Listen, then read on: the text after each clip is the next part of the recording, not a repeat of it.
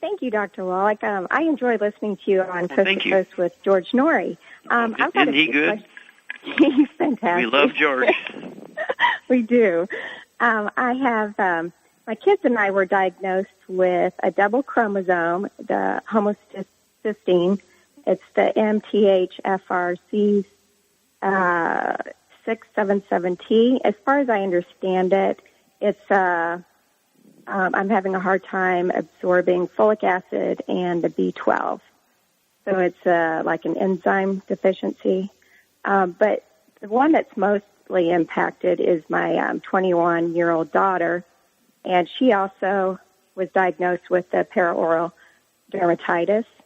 And so she has the double chromosome plus that, and she's having some pretty serious flare-ups with her throat swelling or face swelling whenever she's in contact with like a steroid cream or dextrose or soy or glutens or oils. Mm-hmm. And it's really impacting her quality of life. And stop there. Yes. We got a handful here, right? So how much do you weigh?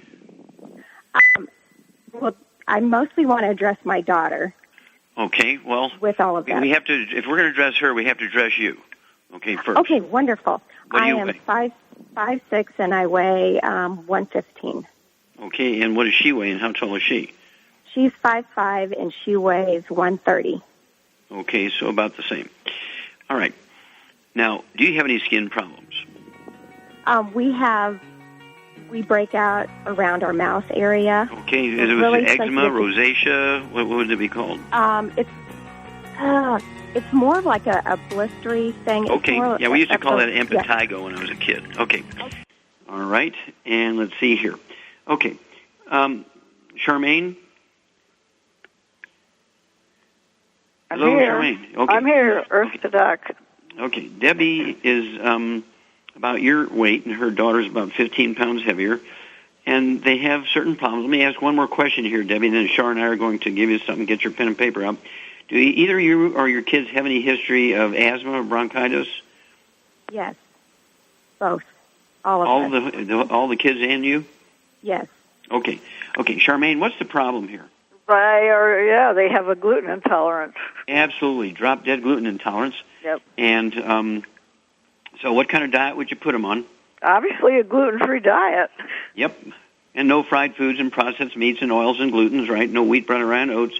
Exactly. And then when people have a hard time absorbing B12, even if you eat 5 pounds of it, you can't absorb it, there is a cofactor called the intrinsic factor that binds onto the B12 and requires an acid environment to actually help you absorb B12. So what enzyme supplement would you give to help acidify the stomach environment so we can maximize the absorption of B12? The ultimate enzyme. Yeah, the ultimate enzyme is very good. It does have stomach acid in it. Yep. Your weight, you can take one of those, say 2 minutes before each meal, with a couple ounces of water. That's going to help acidify the stomach. You can also salt your food. We have a wonderful salt that goes along with our, let's see here, is part of our herbal and spice division. Okay, so you can ask about our salt from the herbal and spice division. Sodium chloride. Chloride is what the chief cells use in your stomach to create stomach acid, which acidifies the stomach, so the intrinsic factor can work to absorb B12. And what supplement would you add to all of their diets, Charmaine, to make sure they're getting B12? I would add the ultimate vitamin D3. Okay, well, that's D3. What about B12? Oh, I would add the ultimate, the D-stress. You got it there. You got an A+. You had D-stress. Go ahead and take 3 of those twice a day. That's 2 bottles a month. That'll be 3 at breakfast, 3 at dinner time. And then, let's see here.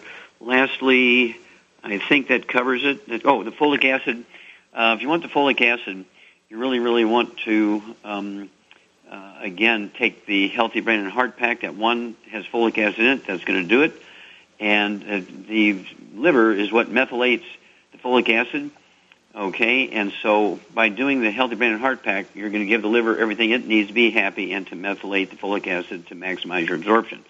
Give us a call. But you and your whole family are going to have to do this because it's not a genetic thing, but you have passed the gluten intolerance on to your family, and the doctors have missed this one by 1,000 miles.